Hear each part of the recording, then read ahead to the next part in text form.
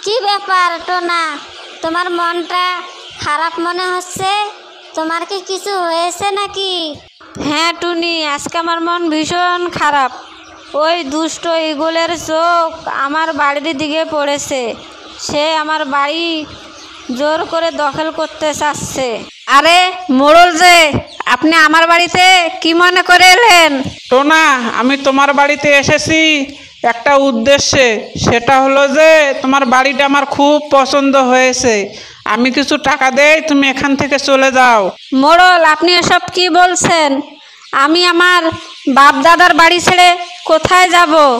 আর আমি আপনার কাছে টাকায় বা কেন নেব? আমি এ বাড়ি ছেড়ে কোথাও যাব না। কি এত বড় কথা? তুই টাকাও নিবি না, বাড়িও ছাড়বি না?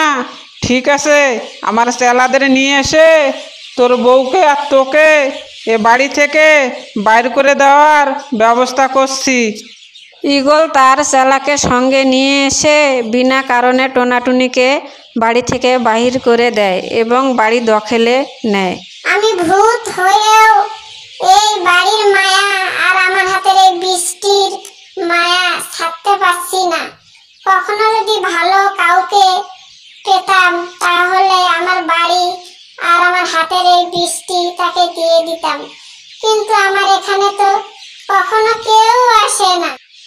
টোনা, ওই ঈগল মোড়ল খুবই খারাপ, আমাদেরকে বিনা অপরাধে বাড়ি থেকে বাইর করে দিল। এখন আমরা কোথায় যাব? টুনি, তুমি কোনো চিন্তা করো না, যে কোনো একটা ব্যবস্থা হবে ইনশাল্লাহ।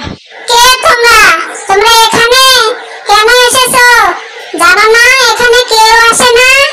এ কি দেখছি টুনি, এখানে দেখি ডাইনি থাকে। এখানে আসা তো আমাদের উচিত হয়নি, এখন কি করি? তোমরা আমাকে ভয় পেও না, আমি তোমাদের কোনো ক্ষতি করব না। তোমরা কেন এসেছো এখানে সেটা তো আমাকে বলো। সত্যি তুমি আমাদের কোনো ক্ষতি করবে না তো?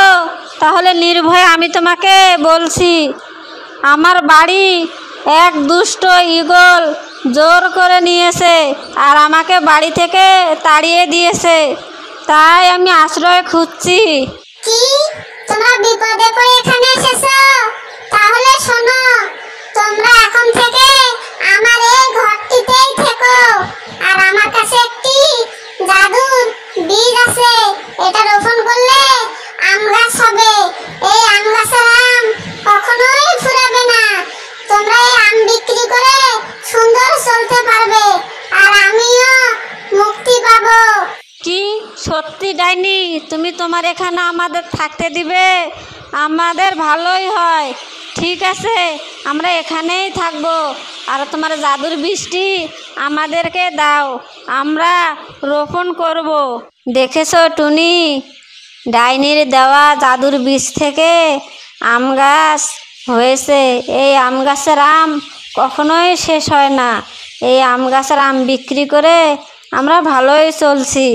হ্যাঁ গো, তুমি ঠিকই বলেছো, ডাইনির জন্য আমরা ভালোই চলছি।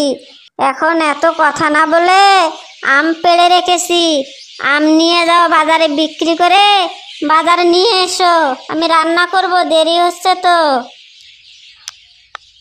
আম নেবেন? আম কে নেবেন? আমার এখানে আসেন, হাড়ি ভাঙ্গা আম খেতে অনেক মিষ্টি। আম নেবেন? আম। কি ব্যাপার? এই বেটা টোনাকে তো আমি বাড়ি থেকে বাইর করে দিয়েছি, সে দেখছি এখন আম বিক্রি করছে। সে কোথায় থাকে? এর খোঁজ আমাকে নিতেই হবে। ও, এই সেই রহস্য! টোনা এখানে থাকে আর এই আম গাছের আম বিক্রি করে। এখন তো টোনা ঘুমিয়েছে, এটাই সুযোগ। আজকে রাতে সব আম পেড়ে নিয়ে যাব, টোনা কিছুই বুঝতে পারবে না। এই কথা বলে ঈগল যেই না আম গাছের কাছে এগিয়ে এলো। ও, তুই সেই অত্যাচারী ঈগল, টোনার বাড়ি জোর করে দখল করে নিয়েছিস। এখন এসেছিস টোনার গাছের আম নিতে? তোর মতো অত্যাচারীর বেঁচে থাকার কোনো অধিকার নেই। আজকে তোর শেষ দিন।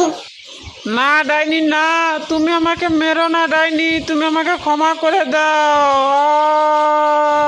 পাজি ঈগল ওখানে পড়ে মারা যায় আর ডাইনি ওখান থেকে চলে যায়। বন্ধুরা ভিডিওতে ভালো লাগলে লাইক কমেন্ট সাবস্ক্রাইব করতে ভুলবেন না।